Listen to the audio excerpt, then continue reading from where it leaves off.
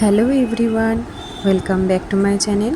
আশা করি আপনারা সবাই খুব ভালো আছেন, সুস্থ আছেন। তো আমি আজকে আবার একটা নতুন ভ্লগ নিয়ে চলে এসেছি। আজকে গণেশ চতুর্থী, আমরা বেরিয়েছিলাম তিনজনে গণেশ মানতে। তো আমি আজকে সেইভাবে ভ্লগটা ভিডিও শ্যুট করতে পারিনি, যেহেতু আমাকে একা হাতে সবটা করতে হয়েছে। তো এখানে আমি গণেশ ঠাকুর নিয়ে চলে এসেছি, আর আমি গণেশ পুজো করে দিয়েছি। আর আজকে আমার হাজব্যান্ডের ছুটি নেই, তো সবটাই আমাকে একা হাতে করতে হয়েছে। তো এখন চলে এসেছি বিকেলবেলা। সকালবেলা আমি কেনা মোদক দিয়ে আমি পুজো দিয়েছিলাম, আর এখন বিকেলবেলা আমি নিজে একটু মোদক বানাচ্ছি। প্রতিবারই আমি যখন কলকাতায় ছিলাম তখনও করতাম, এখনও আমি মোদক বানাচ্ছি। তো এখানে আজকে আমি একটু ডিফারেন্ট টাইপের বানাচ্ছি। একটু চালটাকে বাড়িতেই মিক্সিতে একটু পেস্ট করে নিয়ে, আধা গুঁড়ো করে নিয়ে সেটা দিয়ে আর কি মোদক বানাচ্ছি। তার মধ্যে একটু ড্রাই ফ্রুটস দিয়েছি, ভালো করে নেড়ে এটাকে একদম ক্ষীরের মতন মাখা মাখা করে তারপর আমি মোদকটা বানিয়ে নিচ্ছি। আর এখন দেখুন বিকেলবেলা অলরেডি হয়ে গেছে, আমি মোদক বানানো আমার কমপ্লিট। আর এখন সোম এখানে আরতি করলো, প্রতিবারে ওই আরতি করে থাকে, ও একটুখানি ওর ভালো লাগে। তো আরতি আমাদের করা কমপ্লিট, আর আমরা যাবো হচ্ছে একটু ঠাকুর দেখতেও। এখানে প্রচুর গণেশ পুজো হয়, তো এখানে আমরা ঠাকুর দেখতে এখন বেরোবো। আর লাস্টের গণেশটা আমরা যেটা দেখেছি এত সুন্দর হয়েছে, পুরো ভিডিওটা দেখবেন।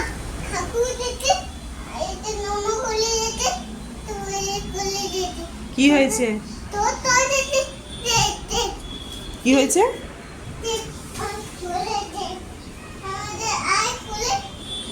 ঘরে কি করব?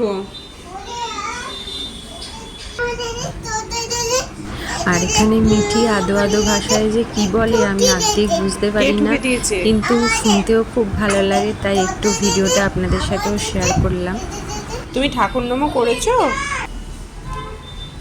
তুমি গণেশ ঠাকুরকে নমো করেছো? হ্যাঁ।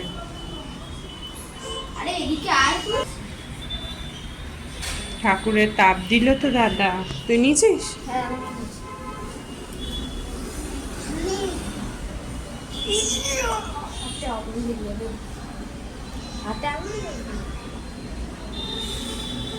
আমি দিব।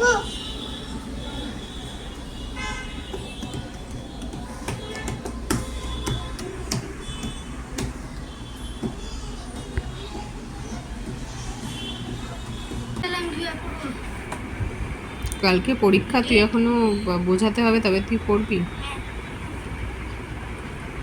কালকে কি পরীক্ষা? যাক, তুই জানিস যে কালকে কম্পিউটার পরীক্ষা। এর আগে তো তখন আসলে ছোট ছিলিস। আর এখন আমাদের ডিনার সব কমপ্লিট, সোমের পড়াও কমপ্লিট। আর এখন আমরা বেরোচ্ছি হচ্ছে গণেশ পুজো গণেশ ঠাকুর দেখতে। আর এখন বাজে হচ্ছে রাত্রি 10টা। তো এখন আমরা বেরোচ্ছি, আমাদের বেরোতে রাত্রিরও হয়ে গেছিলো। আর লাস্টের আপনারা গণেশটা দেখুন, খুবই ভালো লাগবে। আমার কনসেপ্টটা পার্সোনালি খুব ভালো লেগেছে, তাই আপনাদের সাথে শেয়ার করলাম। তো চলুন তাহলে দেখতে থাকুন আমার ভিডিওটা।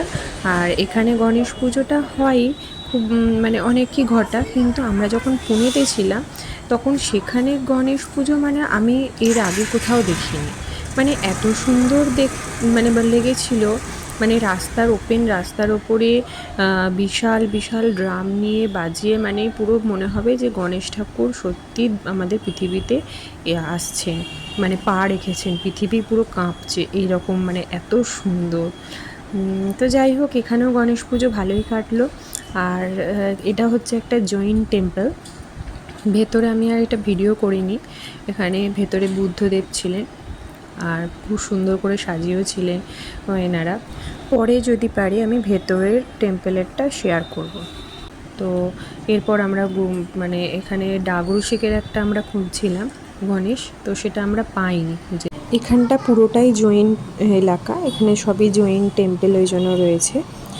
আর তো চলুন তাহলে এবার গণেশ ঠাকুর দেখা যাক। গণেশ ঠাকুর একে একে দেখতে থাকুন। আর আমার ভিডিওটা কেমন লাগলো অবশ্যই কমেন্ট বক্সে কমেন্ট করে জানাবেন। আর আমার চ্যানেলে যদি নতুন হয়ে থাকেন অবশ্যই সাবস্ক্রাইব করে দেবেন। আর আজকের নতুন ভিডিওটা এখানেই শেষ করছি। আবার দেখা হবে নেক্সট একটা ভিডিওতে। ততদিনে আপনারা সবাই ভালো থাকবেন, সুস্থ থাকবেন। হ্যাপি গণেশ চতুর্থী।